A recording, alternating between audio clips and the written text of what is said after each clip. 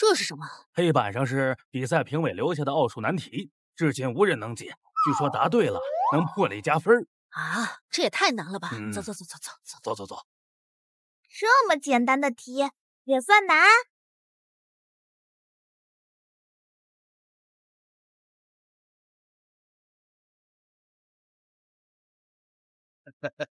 孟老，您能大驾光临咱们村，我和周阳倍感荣幸啊！哎，哪里的话，你儿子在大学那也是翘楚，连我都听说过他的名字，数学系的天才嘛。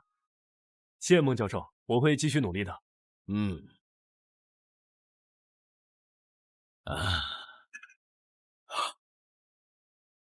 这是谁解出了这道题？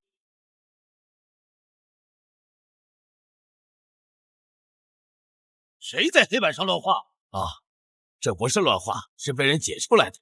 快，把这道题的答案给我。我没看错，就是这个答案。这道题是世纪型的奥数难题，连大学的尖子生也没有几个能算出来。啊，没想到在这个村子被解出来了。哎，你们有没有看到是谁解出来的？没有啊。今天来的人太多了，那恐怕得问看守的人才知道。那快去问呐，这个人很重要，这可是我们华国需要的数学人才呀。不用找了，我就是。这道题过于简单了，我建议再加点难度。哪儿来的小屁孩？你懂什么？赶紧走！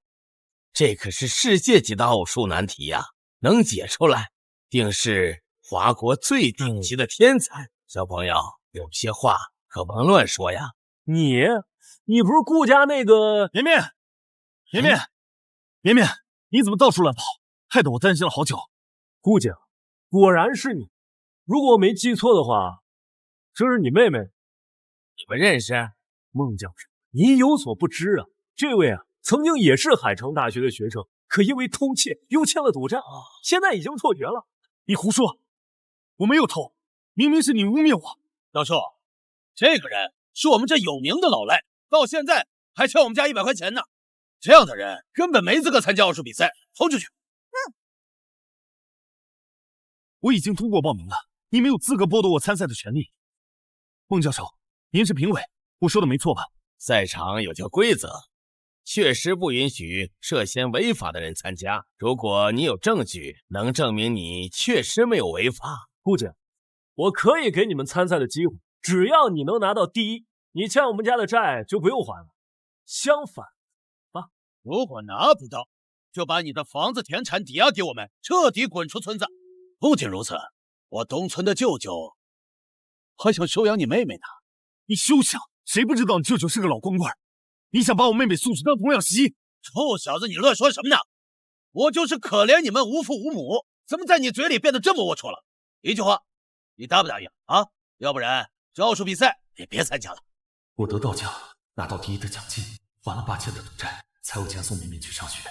可是不行，不能拿绵绵冒险。好啊，那就比比看。但是如果我们赢了，你们还要给我哥当众磕头道歉。绵绵，你疯了，这不是在开玩笑。顾家，那咱们就赛场见喽。孟教授，小屁孩。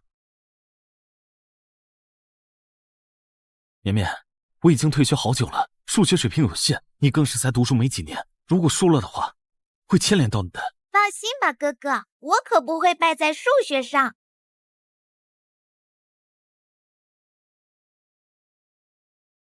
欢迎各位同志来参加今天的国际奥数数学选拔赛。我们今天将选取唯一的优胜者去参加市里的竞技赛。接下来将开始我们的比赛，解题，谁的速度最快，谁将获胜。有没有选手先来应战？我。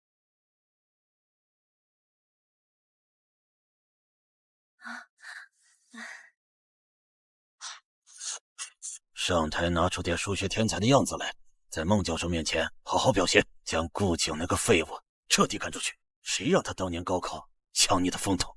爸，您就放心吧。姑娘，你就等着滚出村子吧。计时开始。这道题似乎是上届奥数大赛最难题的改版。他居然做得这么快，不愧是海城大学的数学天才啊！这么难的题他都能解。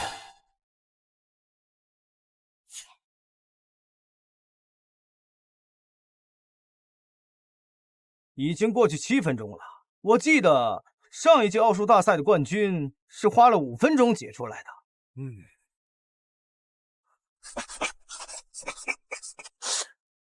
修好了。这位选手完成了解答，用时10分钟。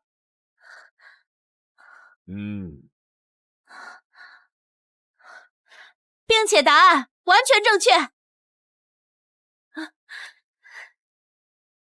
10分钟，他居然用10分钟就解出来了。这次第一，非他莫属。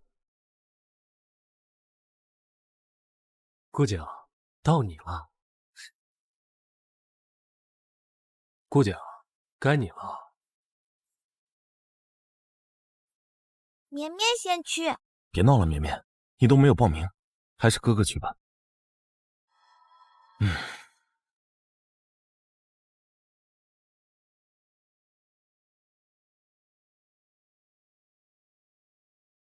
计时开始。几年都没上过学了，怕是连题目都看不懂。我瞧他连笔都动不了，还是我儿子厉害。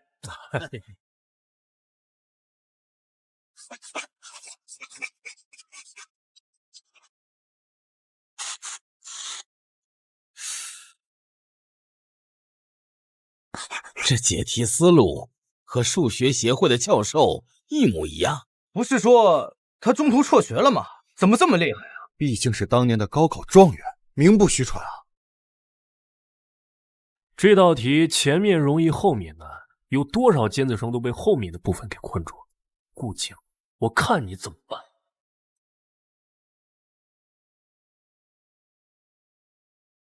后面为什么会有这么多难解的？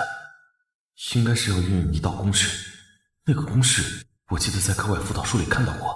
已经过去7分钟了，他完蛋了。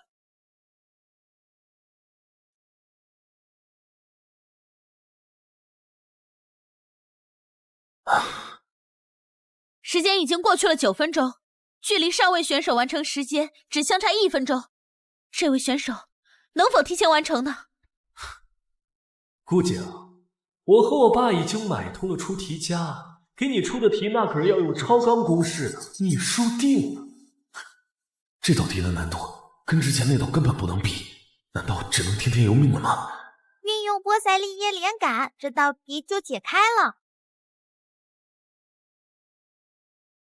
小屁孩，你乱说什么呀？什么立谱经验？你以为你数学教授啊？姑姐，你站着做呀！一个连小学都没毕业的小屁孩，连奥数是什么都不知道吧？哪来的小孩啊？扰乱赛场秩序，快把他赶走！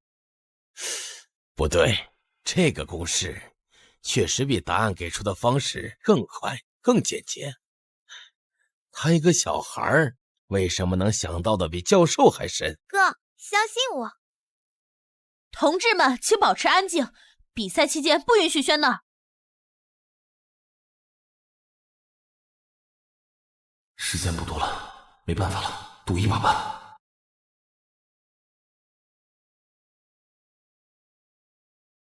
距离10分钟只剩下最后的10秒，10、9、8、7、6、5。我写完了。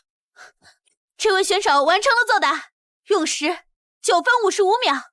那么解题是否正确呢？这道题按道理来说，并不是这位选手的解题思路。我就说吧，这小孩说的怎么能当真呢？顾姐，你输了。但是答案正确，因此解题合规。什么？你说居然真的答对了，而且用了10分钟不到。用了那小孩的解题方式，不过几秒钟就解出来了。要是早点知道这解题的速度要比上届冠军还要快吗？不可能，答案怎么可能是对的？就是，这过程都不对，结果怎么会对呢？这么说，你们是在质疑我们组委会的评审？那么我宣布，本次选拔大赛的获胜者就是顾景。绵绵，我们赢了。不过绵绵她什么时候这么厉害了？我不服，孟教授，顾景是在作弊。他妹妹在比赛过程中传递答案，扰乱秩序，涉嫌违规，成绩应该被取消的。是啊，对呀，这不合规矩。我哥哥的这道题跟你这道题相比，明眼人都能看出难度不是一个系数的，不知道算不算违规？我申请向组委会调查出题人，我怀疑这里面有人徇私舞弊。小屁孩，你胡说八道什么呢？孟教授，你别听他在这乱说。大家都知道，出题是随机的，像高考题一样，有的人会做，有的人不会做，这是靠运气的事儿，怎么就扯上徇私舞弊了呢？是啊，孟教授，运气也是实力的一部分。比赛中传递公式是违规的，但是这2道题的难度确实相差过大。公平起见，我们再进行一次解题，才能确认最后的优胜者。几位，意下如何呀？我同意再比一次。有些人想夹着尾巴跑了，不敢比，现在就滚出去，把房产田地都交出来。还有，这妹妹，我舅舅等了很久了。好，我参加。这2个人这么积极的同意加赛，里面一定有诈。哥，要不我去吧？绵绵，你就安安心心的坐着吧。虽然说你刚才蒙对了，但是光凭运气可赢不了比赛，还是我去吧。接下来是我们的加时赛，仍然是解题。哪位选手先出场？上次是我先的，这次就先让顾景选手来吧。好，那就我先来吧。小心！走个路都能摔啊！你没事儿吧？哎呦，不好意思，又踩到你手了，您应该不会介意吧？别不识好歹啊！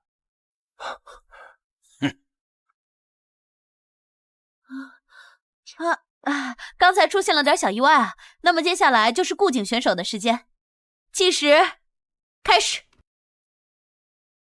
不对，这是距离决赛大题的辩题，难度甚至更高。这种题怎么会出现在选拔赛上？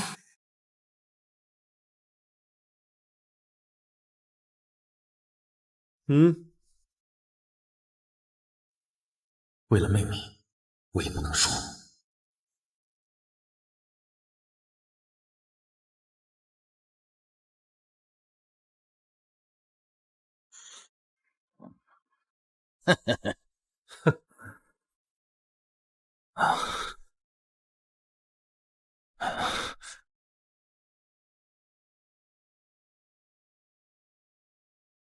我解完了。评委判定答案正确，顾景选手用时20分钟，有请下位选手上场。顾景，你这次完蛋了。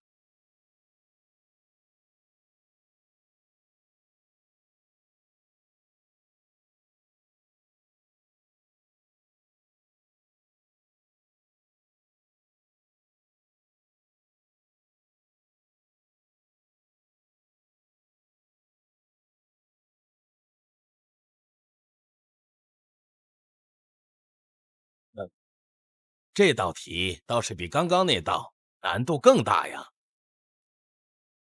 计时开始。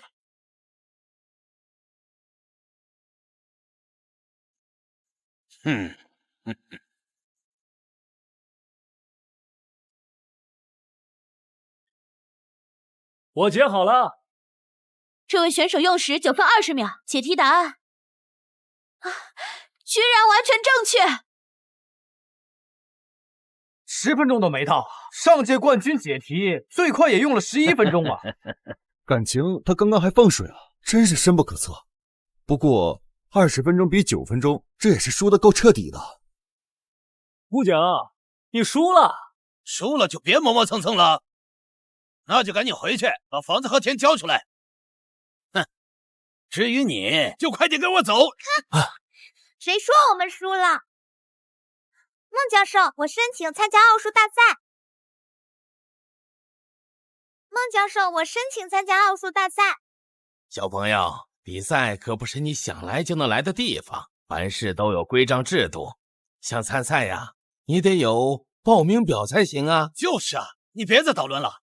刚才让你瞎蒙才对了，一个小学没毕业的小屁孩，你回去学好加减乘除再来啊。爷爷，你嘴巴真臭啊！爷爷，你叫我爷爷？不是你，我明明才40多岁，你叫我爷爷？你个小兔崽子！这是报名表，我现在可以参赛了吧？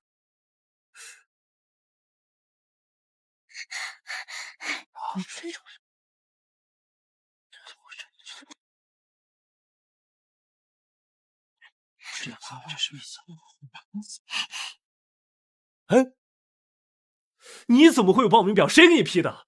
爸，我也不知道啊。怎么回事啊？确实可以参赛了。绵绵，哥哥，相信我。真是想不到，我们赛场今天迎来了一名最年轻的选手，有请出题人上台出题。这就是顾家那个妹妹，身高还够不着黑板呢。这主办方也太乱来了，居然连小孩的报名表都给批了。计时开始。计算题这么多数字，我都看不清，这是人能算出来的吗？太恐怖了！这可是当年华国顶级数学家，都要算半个小时才能算出来。我看你怎么办。我写好了。这也太吃惊了吧！这才过了1分钟，这么快就得出结论了？1分钟？开什么玩笑？随便写的吧。为了挽回点面子，连脸都不要。顾景，这就是你教出来的好妹妹啊！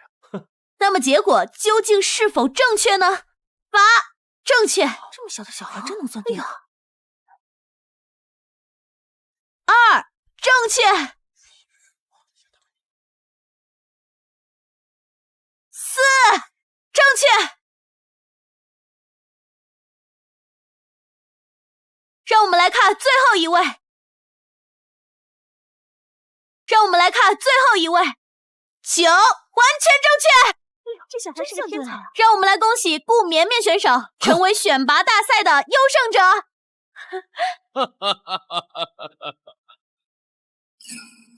没想到绵绵竟然这么厉害，天才呀，简直是天才呀！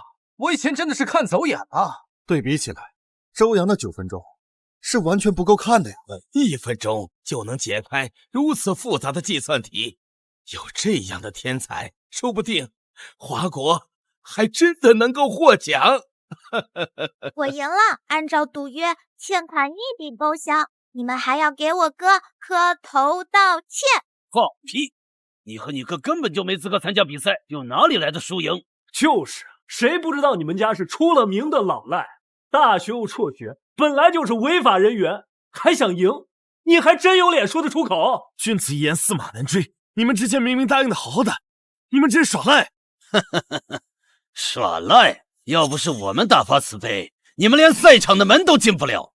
要我看，应该是你们跪下磕头感谢才是。哥，你给众乡亲说说看，欠条和辍学究竟是怎么回事？大家都知道，我爸好赌，家里本就入不敷出，我妹跟我还需要上学，我妈逼不得已找村长借20块钱给我们缴学费，但因为不识字，被他签下了100块的欠条，但最终只给了20块。就是背叛了。至于辍学，明明是你偷了同班女同学的项链，却诬赖到我的身上，故意闹得满城风雨，最终将我逼得只能退学。原来这么回事啊！真是你胡说！孟教授，我哥哥根本就没有违法，此次比赛我们完全有资格参加。按照规定，确实合规。我举报这个小屁孩怎么会做奥数题呢？这一定是作弊，这里面一定有问题。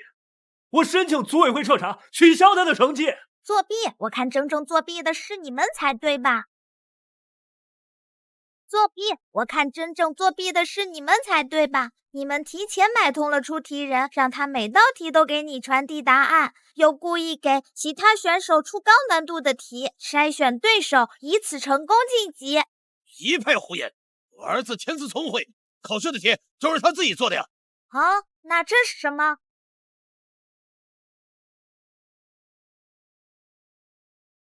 别摸了，就是你口袋里的东西。你这是污蔑！我告你诽谤了啊！孟教授，你别听他乱说，我们怎么会干这样的事呢？原来是这么回事。这上面还有你们沟通的笔记，铁证如山，还想狡辩？来人！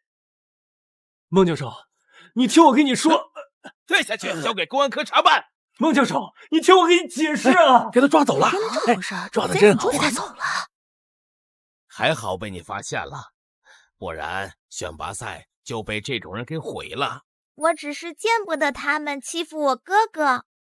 绵绵，你的数学在哪里学的？我自学的。天赋异禀啊，说不定他就是我华国入围的希望啊！我得好好的激励激励他才行啊！哎，你就是顾景吧？辍学的事情你不用担心，等我回去就给你办理申请，欢迎你继续来海城大学学习。真的吗？谢谢孟教授。这些钱足够你和你哥哥过完下半生了。你有什么要求？还请你在国际奥数比赛中获得亚军。华国的数学从近代开始就一直落后于世界，被各国所不齿。之前在赛场上，我们的选手还被别国所恶意羞辱。你是个好苗子，希望你能为我华国争口气。当然也不一定要亚军，只要能晋级决赛。这2万都是我私人奖励给你的。不要。怎么？你觉得不够？那就再加1万。我1分钱都不要。不仅如此，我还要向你保证，这次比赛的冠军一定是我们华国的。好，真是英雄出少年呐！这是去市里参加比赛的邀请函，我已经跟场馆的经理打过招呼了。你和你哥哥就安心的去比赛吧，为我们华国好好的争口气。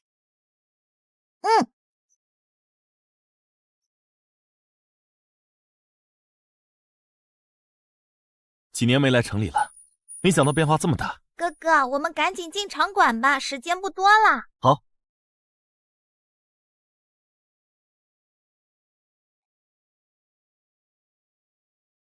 就是被他看着。哎，北原苍介就是上一届奥数比赛的亚军。听说他还是奥林匹克高智商协会成员，英华国排名前10，今年夺冠的大热门。对啊。北原先生，您终于来了，快里边请。华国奥数比赛决赛都没入围，还好意思申请赛的，打肿脸充胖子。还华国还这么狂妄，英华国真是欺人太甚。哎，去，哪里来的乡下人？哎，去，哪里来的乡下人？我们是选手，来参赛的。你不知道提前10分钟入场吗？时间过了，你们不能进了。那刚刚那个人怎么进去了？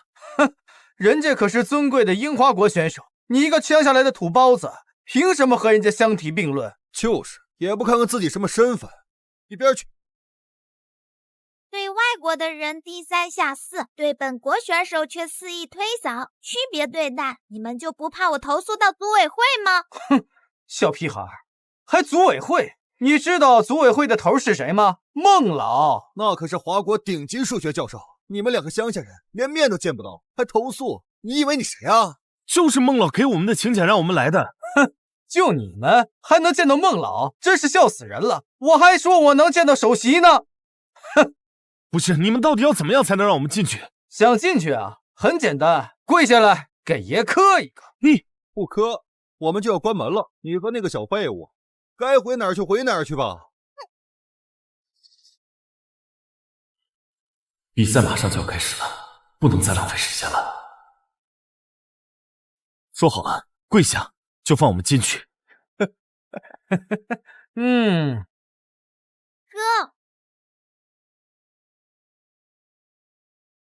慢着，慢着，这是孟老请来的贵客，你们敢这样对待？周小姐，周少爷，这两个乡下人怎么可能是贵客？您再仔细看看，是不是您记错了？孟家跟周家是世交，孟老爷前些天特意给我照片，让我好好熟记大家，关照好大家。怎么，今天你们就告诉我，我记错了？我没有质疑您的意思，只是他们来晚了，按照规矩啊，需要提前10分钟进场，我们也是按规矩办事。规矩？大赛里的规则白纸黑字的写着，对于外地选手可特殊优待，超过没迟到1个小时，还是可以人文比赛的。你们又是通过哪条规矩？姐，别跟这些人废话。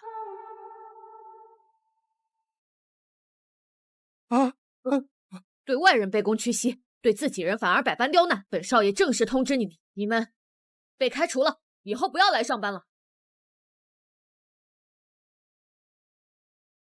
周学妹，好久不见。好久不见。姐的眼光也够差的，居然喜欢这种男生。还有他带了个小学生，看起来也不聪明的样子。你好，我叫顾绵绵，请问你怎么称呼？随便。隋同学好。这是你妹妹？孟老特意嘱咐了，说这次来的人是能让华国入围的希望，特意让我一定好好关照。没想到顾学长，你的数学还是这么厉害，能入围国际奥数比赛。其实晋级的是我妹妹，我是陪她来比赛的。晋级的是这个小女孩？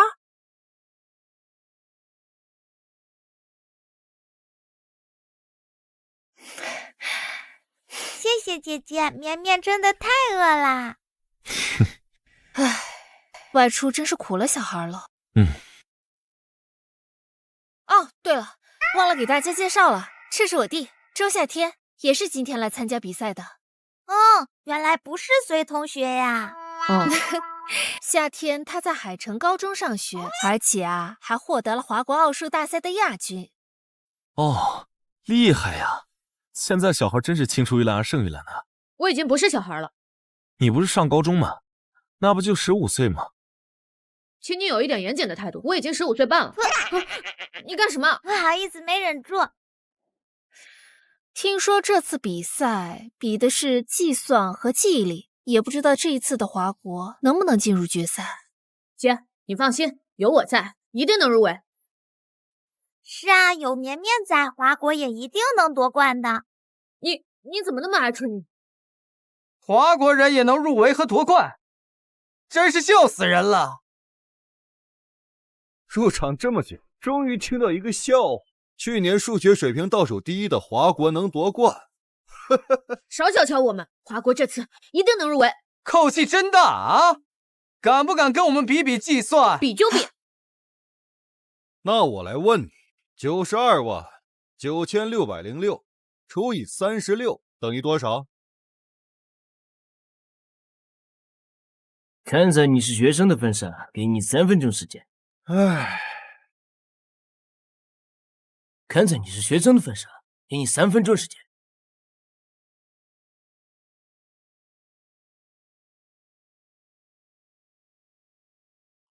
25822.3889。哼，刚好3分钟。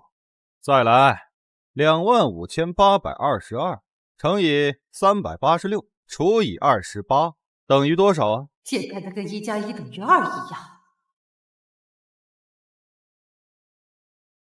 马上就要3分钟了，最后5秒，5、4、3、355974.714。欺负小孩算什么本事？接下来换我跟你们比。你一个5岁不到的小屁孩，加减乘除学会了没有？竟敢跟我们比？哼，年纪不大，口气倒是不小。刚才只是让你侥幸蒙中了。我再问，8788889除以3666减4347.40562等于多少啊？这次不限制时间，只要答对就算过。这道题这么难，你们夜花国这么为难人啊？1950。啊？这道题我可是用了3分钟才能解出来，他怎么只用了几秒钟就做出来了？公平起见，下边是不是该换一下？换什么？我出题，你回答。1234乘以7890加973260减518加3144减10712146等于多少？3分钟过去了，你呢？算出来了吗？太慢了，结果是0。谁答应和你玩这个游戏了？我刚要说你答对了吗？不会错的。你肯定是用了计算器，你们是故意串通好了的。这么简单，不需要。你这小屁孩！动手打人可是要被退赛的。我立马去找保卫科的人。比赛即将开始，还请各位选手即刻入场。靠点小聪明赢了，你们就沾沾自喜。赛场上等着瞧吧，这次冠军一定是我们的。走。有我在，还想拿冠军？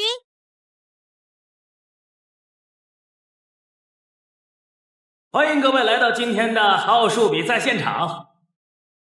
今天的比赛现场，我们将进行个人对战，优胜者将直接进入后面的决赛。接下来进行本场的第1轮比赛计算速度最快的将直接获得本轮的胜利。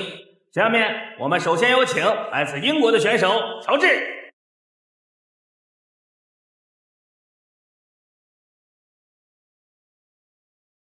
乔治就是那个毕业于哥伦比亚大学，连续4年数学系成绩排名第1，获得文理科双学士，并被院长授予荣誉勋章的学生吧？那位传说建校几百年来唯一获得最高表彰的人，竟然是他。这届比赛还真是群英荟萃啊！不知道绵绵还有夏天能不能挺住？电子屏展现算术题，选手完成作答，按下红色按钮视为交题。那么现在计时开始。3位数加减法，今年难度系数升级了，这可是去年心算难度最高的题了。第1题就达到了去年的最高标准，太难了。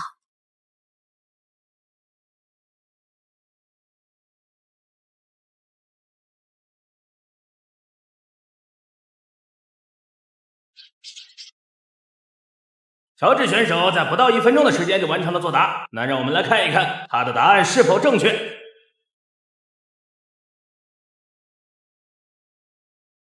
1正确，0正确，4错误。哎，可惜了。乔治在计算方面可是神一样的存在，居然都出错了。真是让人感到意外的结果。那哪位选手可以下一个参加应战呢？我来。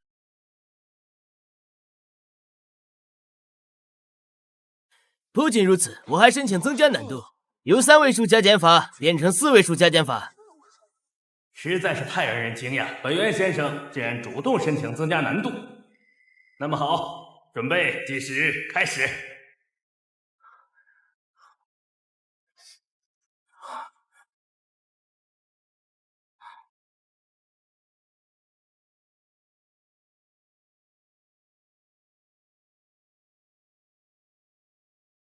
1分钟，本源选手1分钟就完成了作答。啊，这也太快了吧！我连数字都看不清，他居然已经答完了。那么他的答案是否正确呢？让我们来看一下。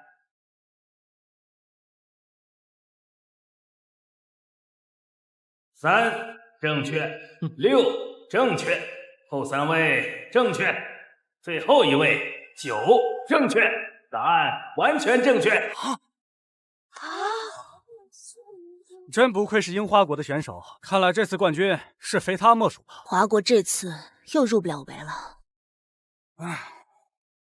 接下来还有没有选手上来应战的？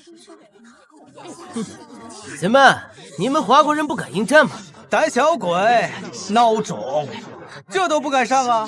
就是，怕打不赢就弃权了，浪费时间。太过分了！你们这是侮辱挑衅！谁说没人应战？我来。你疯了！上去不仅会败得很难看，还会影响总排名。明年的比赛，你都不一定能来参加了。他们都这样侮辱我们的国家了，你们想到的居然只是自己的排名。你说话那么冲干嘛？我只是好心的提醒你。如果谁都不应战，就相当于弃权。无论如何，都不能让樱花国不战而胜。好，果然是个好孩子。刚刚你说的很对。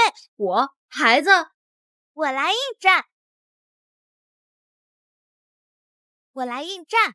哎，这小女孩也是参赛者？这看上去只有5岁啊！难道华国又出了什么新兴的天才？你疯了！他可是北原苍介。嫌你们华国输的还不够能看吗？比赛可不是过家家。输的只会是你们。好，那么计时开始。等等，我申请增加难度，题目变成16位数除以9位数。他疯了吗？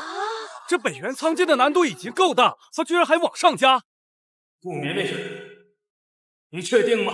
这个难度在之前的比赛中可是从未出现过的。果然不知天高地厚。他输定了。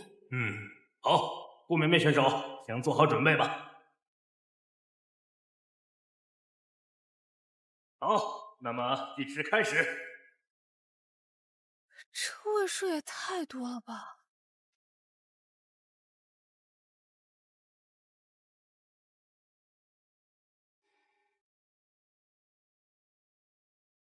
！10秒，顾绵绵选手10秒就完成了作答。那让我们来看一看他的答案是否正确。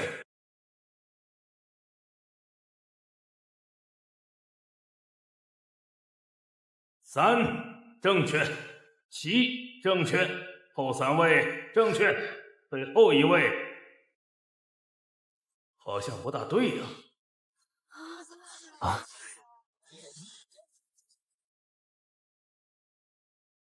果然是瞎蒙的，一个小女孩懂什么计算？人脑在计算那么难的题时，很容易出现失误。他太冲动了。不好意思，诸位，刚才是我看错了。最后一位，对，答案完全正确。明明真的答对了。怎么可能？他一定是蒙的。顾绵绵选手只用10秒就完成了解答，一个新世界纪录在本场诞生了。掌声！好。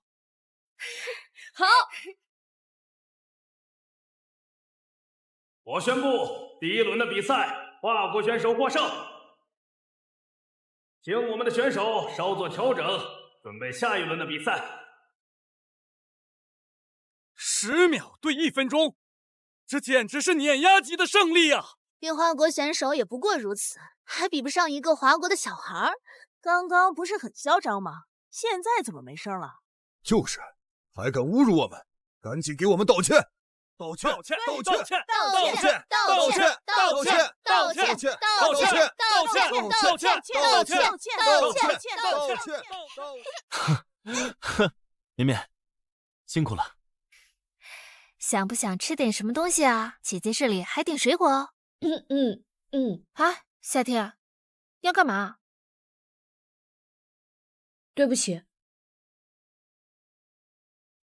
对不起，之前是我小瞧你了，对你态度不好，对不起。没事，你是好孩子，绵绵不在意。怎么绵绵说话跟个小大人似的？是啊，自从绵绵生病醒来后，她好像变了一个人似的。绵绵这么聪慧，她应该进入华国研究院啊。还我听说，华国研究院现在正在急招国内的数学天才，他们在找突破各国卡喉的这个科学技术。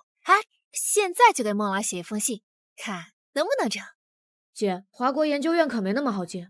虽然我承认他确实很厉害，但要去那里，至少得拿到这次比赛的前3才够格吧？是啊，而且绵绵现在年纪还小，正是读书的年纪。你说的也对，是我太想当然了。华国研究院，如果我能进入的话，说不定可以利用后世的技术，加速推进华国科学领域的发展，解决我国目前的困局。哥，你不是奇怪我为什么变化这么大吗？为什么呀？我现在就告诉你，希望你不要被吓到。其实我并不是顾绵绵，而是来自21世纪的华国数学教授。啊？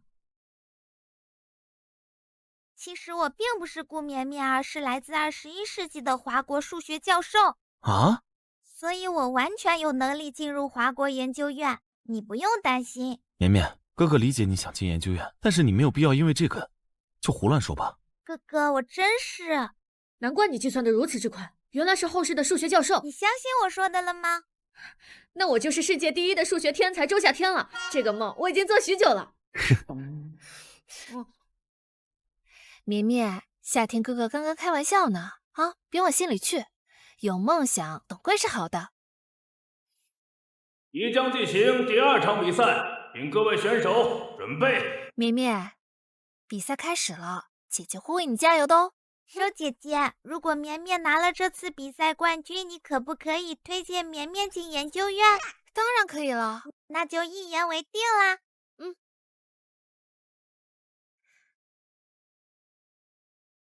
他也太自信了吧，冠军哪有那么好呢？有梦想总该是好的吧。比赛开始了，现在我们将进行第2轮比赛，记忆赛。本轮比赛的项目是微观变水。我们会邀请参赛者观察同一杯水，然后将这杯水放入到100杯水当中。选手如果成功的将其变出，便可成功晋级。辨认水？这水不都是一个样吗？这也太难了吧！主办方简直故意为难人嘛！那么哪位选手愿意首先上来参加挑战呢？微观变水极度考验记忆力和注意力，没有惊人的快速记忆力和天赋，只有失败。我可是有世界记忆大师的名号，这场你必败无疑。是吗？我的人生字典里可没有失败2字。大言不惭！哼，我先来。好，请工作人员把评委选中的水杯交由选手查看。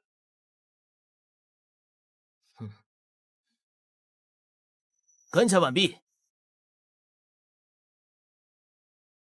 请选手回避。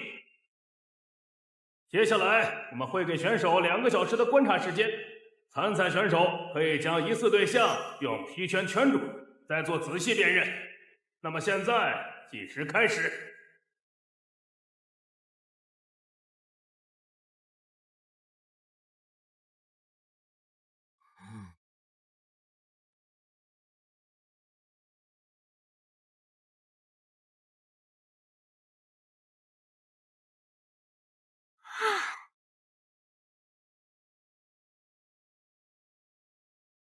好快的速度，这10分钟就观察完1半的水了。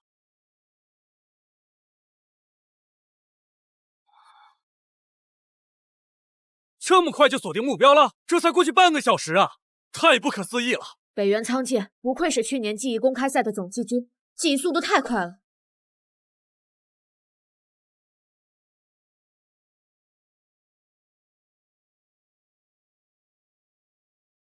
我找到目标了。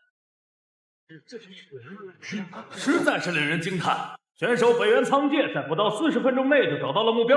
那么他的结果是否正确呢？请看大屏幕。正确，恭喜我们的北原仓介选手。有请北原选手入座。下一轮我来挑战。下一轮我来挑战。40分钟，这也太快了，绵绵没有获胜的希望了。绵绵走到这儿已经很了不起了，再接再厉，一定可以的。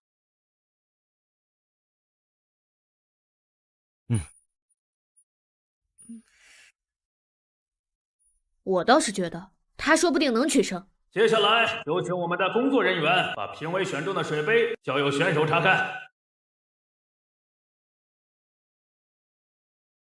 观察完毕。顾绵绵选手，你确定吗？我确定。请选手回避。接下来我们会给选手2个小时的观察时间，选手可以将疑似对象用皮圈框住，然后再做仔细判断。那么现在计时开始。等等，我放弃观察。绵绵，他说什么？他说要放弃观察。真的假的？他居然要放弃观察？这跟比赛弃权有什么区别呀？这也太狂了吧！他不会是自己记不住，想凭运气猜吧？真是让人惊诧，我们的选手顾绵绵居然放弃了长达2个小时的观察时间，竟然选择直接辨认。那么现在计时开始。他看的速度也太快了吧！这速度，等1秒1杯了吧？啊，1分钟没到就已经看到第2桌了。值得一提的是，选手可以将疑似对象用皮圈圈住，可是目前为止，顾绵绵一个也没有放。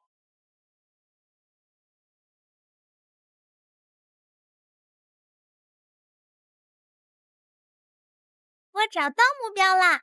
这么快就找出来了？绵绵后面那一桌什么都没看，他是不是给忘了呀？装腔作势，这么点时间，按常理来说，根本找不出那个正确的杯子。就是，这一定就是他瞎指了一个，他必输无疑。哼，顾绵绵选手，后面还有一桌水你都没有看呢，你确定你找到目标了吗？而且，你的皮圈还没有用呢。我确定我已经找到了正确答案。我们的顾绵绵选手在不到5分钟的时间就找到了目标，这样的速度在以往的比赛中闻所未闻。那么新的世界纪录会不会在本次大赛中产生呢？请看大屏幕。一定要对。恭喜顾绵绵选手！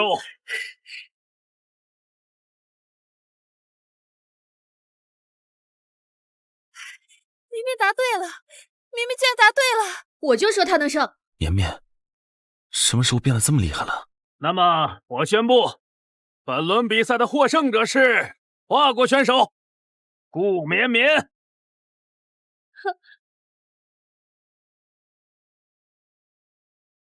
我反对，黑幕一定有黑幕。他一个毫无来历的小屁孩，怎么可能找这么快，而且还能赢我？这一定是你们华国人的阴谋。人家每次都要输给我们国，所以趁这次当主办方，又在背地里搞小动作，提前把答案投给他了。说的也是啊，这小女孩出现的不明不白的，而且也没有什么特别的履历。而且她看起来才不到5岁，还是从乡下来的，怎么可能懂得那么复杂的字算？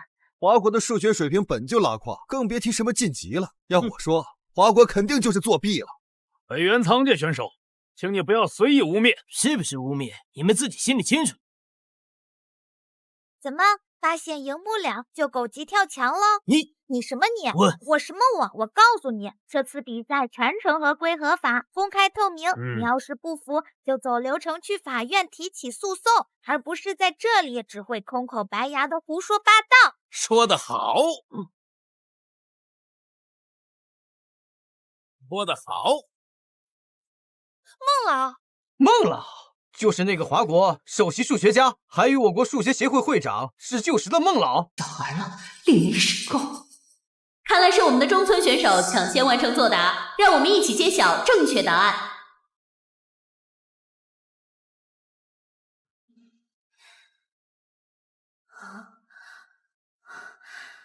正确，让我们看看顾绵绵选手的答案。正确，只是可惜就差了几秒钟。那我们下一回合，现在计时开始。这7位数乘10位数，这位数也太多了吧？这种难度怎么可能完成？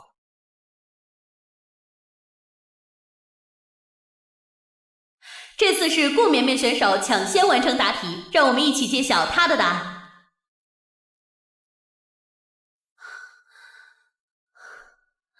2，正确。7，正确。后几位，正确。最后一位，最后一位，正确。让我们恭喜顾绵绵选手。接下来进入计算中的最后一个回合——双脑计算。双脑？什么是双脑？这可难了，就是2块屏幕一起闪烁，同时进行计算，简直无法想象有多难。双脑计算，我曾经可是得过这个项目的第1呢，绝不可能比我更快。放弃吧。是吗？我的速度只会比你更快。哼，敬酒不吃吃罚酒。看来双方的对决已经进入白热化阶段。好，那就请2位选手准备。那么计时开始。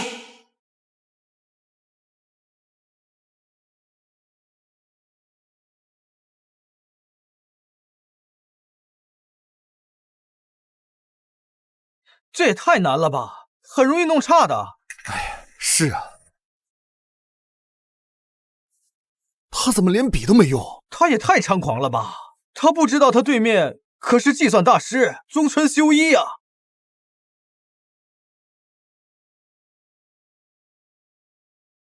绵绵，加油啊！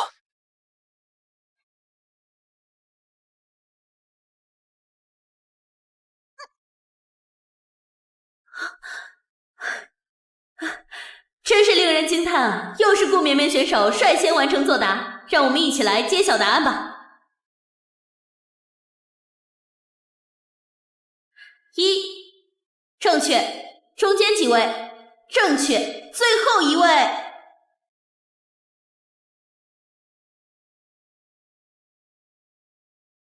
最后一位？正确。我宣布，本轮比赛的胜出者是华国选手顾绵绵。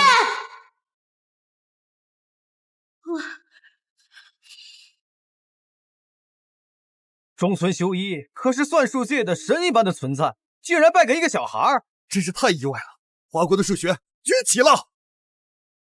哼，这次算你运气好。下一轮赢的还会是我。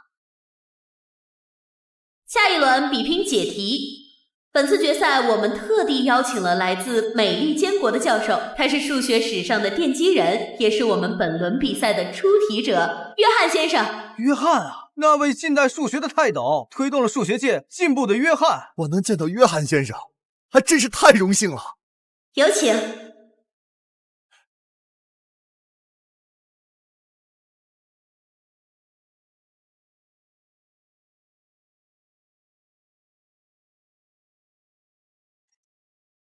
约翰先生，很高兴见到你。正因为您的一本数学著作，才使我走上了数学这条路。哦，中村修一，你很有名气啊！我早就听说美利坚国出了你这么一位数学天才，真是幸会啊！你就是绵绵吧？你让我很惊讶呀！你居然真的是一个小女孩。你好。你好，你的经历有学生转述给我了。我知道你的计算速度很快，但这道题只有速度是解不开的。我会解开的。口出狂言。哦，那就接下来看你的表现喽。好，我们请约翰先生及2位选手入座。约翰先生，这里请。接下来进行我们的第2轮比赛解题，题目由约翰先生所出，率先解出正确答案者视为比赛获胜。现在我们计时开始。这不是数学界7大难题之一，行家来猜想吗？虽然我看略有设计，但是作为比赛的题目，这也太难了吧！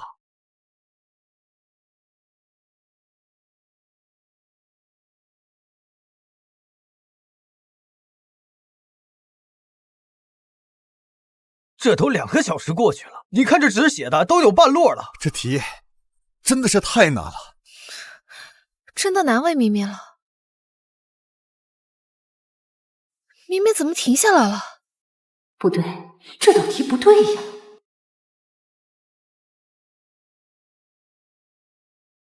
咦，我做完了。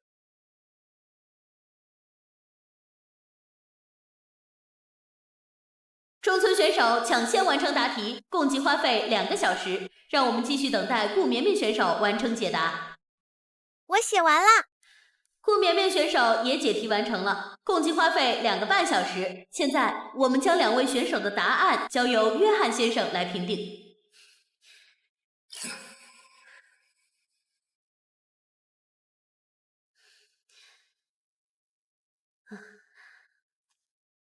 唉，慢了整整半个小时，这局恐怕是要输了。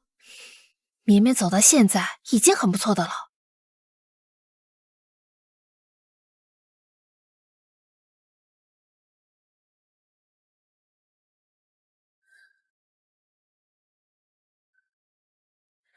约翰先生的评定结果已经出来了，接下来由我来宣布本次比赛的最终结果。中村修一选手答案正确，耶！顾绵绵选手很遗憾，顾绵绵选手答案错误啊！绵绵做错了吗？下一轮可是比的学术成果，顾绵绵拿什么跟中村修一比啊？看样子这次的冠军又是中村修一喽。你输了，下一轮只会是我赢。你们华国终究还是比不上我们。那么我宣布，这一轮胜出的是中村修一选手。等一下，这道题的答案是错的。你睁大眼睛看清楚，这道题的答案是约翰教授写的，怎么可能会错？顾绵绵选手，本次赛场的所有题目都是由无数数学家经过验证推理得出的，不可能出错。但是这道题的答案是错的。输了就是输了，少在这里胡搅蛮缠，扰乱赛场秩序。安保，把他给我赶出去！绵绵，你为什么觉得这个标准答案是错误的？这应该是 three sphere 通过 Ricci flow 的方式坍缩为一个起点，再证明 three closed manifold 也坍缩为一个起点。你在胡说什么？这个地方明明就跟答案一样，难不成经过数百位数学家和约翰教授经手的题会有错了吧？就是啊，还以为他自己是什么数学天才嘛，能发现连教授都发现不了错误吗？太狂妄了。不会是绵绵太紧张，把题看错了吧？不会，这种程度的比赛不会出现这样的失误。我怎么觉得绵绵说的是对的？您说是吧，约翰教授？他就是在胡搅蛮缠、胡言乱语。顾绵绵，别垂死挣扎了，输了。既然约翰教授没有意见，那么我宣布，本轮比赛的获胜者依然是……有输了，确实有绵绵，你的答案才是正确答案呀！哼，你说的对，在起点的证明上，我们确实疏忽了，这道题确实有疏漏。没想到我们这帮老头子，现在居然比不上一个小女孩子。你们华国有一句成语叫什么来着？后生可畏。哎，你真是后生可畏呀！碰巧而已。不过约翰教授，你真的认为我的答案是正确的了吗？是啊，约翰教授，他的答案怎么可能是正确的？要不你再看看？哎，不用再看了，他的解题过程思路清晰，完美的补充了我们疏忽的地方。我会叫人过来，立马修改这道题的参数。绵绵，有没有兴趣参加我们美利坚国的数学竞赛队呀？有什么要求都可以提。不去，绵绵是华国人，只代表华国参赛。是啊，哈哈，华国有你这样的天才，数学界未来可期呀！这次的冠军就是你了。既然如此，我宣布本次比赛的冠军获得者是……等一下，约翰教授，我再问一次，你真的认为我的答案没问题吗？我确认没有。好。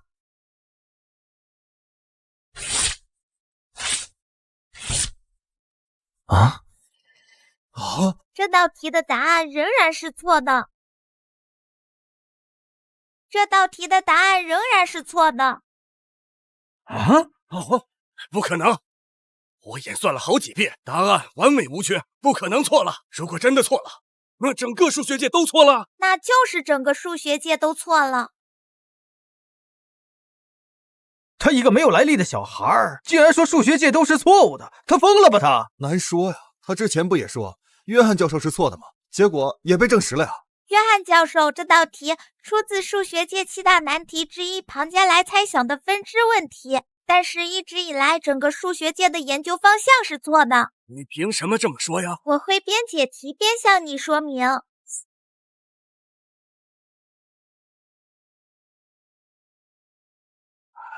因为对于真正的数学，1%的灵感比99%的演算更重要。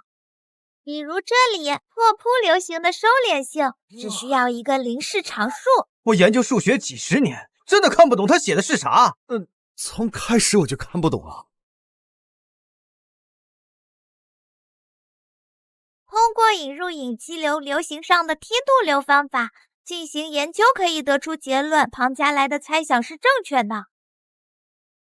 颜面选手，以我现在的能力，我只能勉强看懂你写出答案的1/4。但我的老师是这个猜想的提出者，我可以打电话和他联系，沟通后再确定是否正确。约翰教授的老师，那可是数学界和物理界的学术泰斗啊！天哪，数学界真的要变天了！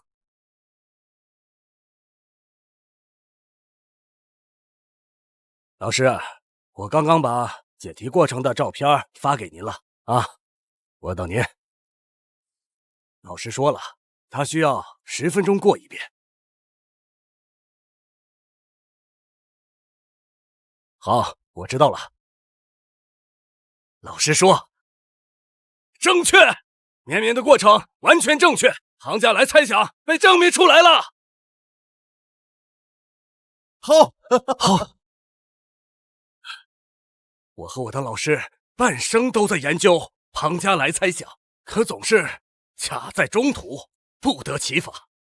绵绵，你解决了这个世界性难题呀！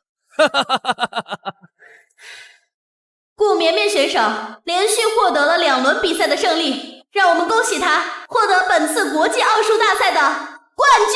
好，绵绵，我郑重地邀请您加入我们国家的研究院。你需要什么福利待遇？尽管提。美利坚国的研究院，那可是世界顶级的研究所，想进去啊，非常难啊！连约翰教授进去都用了40年的时间，这样的机会就这样给一个小孩了。唉，为了人才真是下血本，我们华国好不容易出个数学天才又没了。绵绵，你可想好了啊？你真的要拒绝这么优渥的选择吗？华国现在是非常的艰难，你回去不一定能得到这么好的待遇。广阔天地大有作为，最艰难的地方需要我就要到最艰难的地方去，更何况它还是我的祖国。好，那我就祝你成功。顾绵绵选手获得了冠军，有什么想说的吗？愿以寸心寄华夏，且将岁月赠山河。